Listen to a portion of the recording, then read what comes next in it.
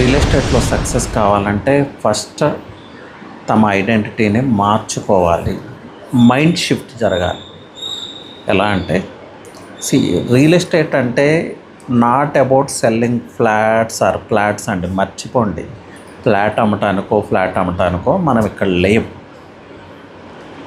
ఒక రియల్టర్, మీరు బాగా ఆలోచించండి, ఒక రియల్టర్ ఒక ఫ్యామిలీ యొక్క ఫ్యూచర్ని మార్చగల క్యాపబిలిటీ ఉంటుంది. మనం కొనిచ్చే ఒక ప్రాపర్టీతో వాళ్ళ next phase of life change అవుతుంది, వాళ్ళ నెక్స్ట్ జనరేషన్ యొక్క లైఫ్ కూడా చేంజ్ అవుతుంది. అంటే రియల్టర్స్ ఎవరు? Future builders. క్లయింట్స్ యొక్క ఫ్యూచర్ని సెక్యూర్ చేసేవాడే రియల్టర్. అలాగే ఏ కంట్రీ ఎకానమీ అయినా ముందుకెళ్ళాలి, ప్రోగ్రెసివ్గా ఉండాలంటే రియల్ ఎస్టేట్ జీడిపి 2 ఫిగర్స్లో ఉండాలి. రియల్ ఎస్టేట్ కొలాప్స్ అయితే ఎకానమీ కూడా కొలాప్స్ అవుతుంది. సో ఎవరు మనం? రియల్టర్ అంటే ఎవరు?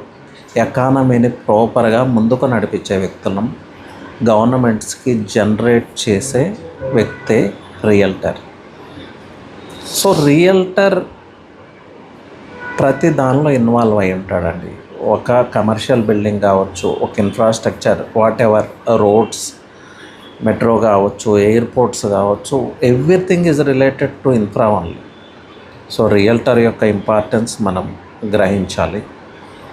సో ఇలా ఈ మైండ్ షిఫ్ట్ జరగాలి, ఈ ఐడెంటిటీ షిఫ్ట్ జరగాలి. ఈ ఐడెంటిటీ షిఫ్ట్ జరిగిన రోజు మనలో ఇన్బిల్ట్ ఎంతూజియాజం ఉంటుంది, ఇన్బిల్ట్ ఎనర్జీ ఉంటుంది, ఒక ప్రైడ్ ఉంటుంది. ఆ కాన్ఫిడెన్స్తో వర్క్ చేసినప్పుడు ఆటోమేటిక్గా మంచి రిజల్ట్స్ సక్సెస్ఫుల్గా మనం ముందుకెళ్ళగలుగుతాం. సో ఏదో సెల్ చేయటానికి నేను ప్రయత్నిస్తున్నాను అన్న రోజు మీకు మీరే డిగ్రేడ్ చేసుకున్నట్లు అవుతుంది. ఎవరినో కన్విన్స్ చేయడానికి ప్రయత్నించాలి, ఇంకా పీపుల్ని చేంజ్ చేయాలి.